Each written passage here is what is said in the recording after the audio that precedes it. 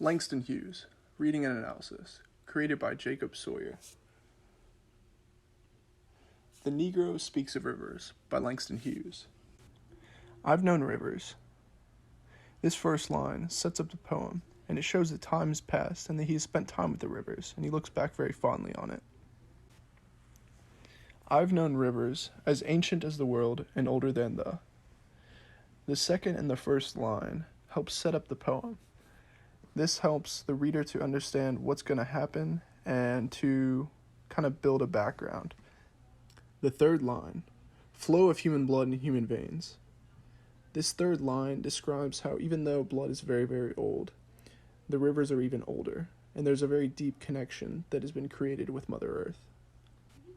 The fourth line, my soul has grown deep like the rivers. The speaker has gone through great struggles and tribulations, causing him to become worn and deeper like a river. The fifth line, I bathed in the Euphrates when dawns were young. The speaker describes his experience swimming and bathing in the Euphrates River, which is thought to be the birthplace of civilization. The sixth line, I built my hut near the Congo, and it lulled me to sleep. The speaker is describing another location that he has been, the Congo River, and the smooth sounds that put him to sleep. The seventh line, I looked upon the Nile and raised the pyramids above it. The speaker describes the Nile River in Egypt and the building of the pyramids. This is the first instance that seems to be some sort of difficulty that the speaker is having to go through. The eighth line, I heard the singing of the Mississippi when Abe Lincoln. The speaker describes the majesty of the Mississippi River and starts to describe Abe Lincoln. The ninth line, went down to New Orleans, and I've seen it. This line describes when Abe Lincoln went down to New Orleans and he saw slavery for the first time and the horror that it caused him. The 10th line, muddy bosom turned all golden in the sunset. The speaker creates an image of the sun setting on slavery and the muddy river becoming beautiful again. The 11th line, I have known rivers. The speaker repeats the first line, but now we see the meaning of this statement, that I've known rivers now describes the slavery and the African American influence on all of the societies. The 12th line, ancient dusky rivers. The speaker is describing the rivers again as ancient, this time describing them as dusky, showing an ending of the day, hopefully an end to slavery and racism.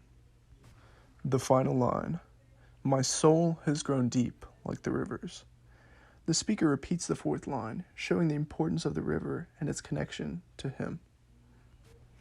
The theme. So the major theme in the poem seems to be perseverance and cultural identity. The poem emphasizes the impact that African Americans have had on civilizations, that African Americans had witnessed and participated in these key moments in human history, that there's a sense of perseverance that the speaker has despite the centuries of oppression and slavery, that they persevered and fought for justice. There's also a major idea of culture and that Black history has shaped civilizations. There seems to be two major symbols in this poem. It seems to be rivers and soul.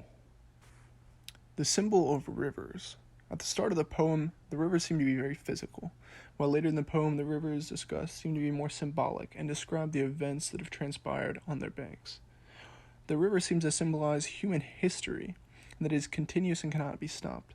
But the muddy river, slavery and racism in America, has slowed humankind and slowed the achievements that could have been made. The final symbol in the poem seems to be soul. There are many areas in the poem that soul come up, mostly to describe the speaker's soul being very deep like rivers.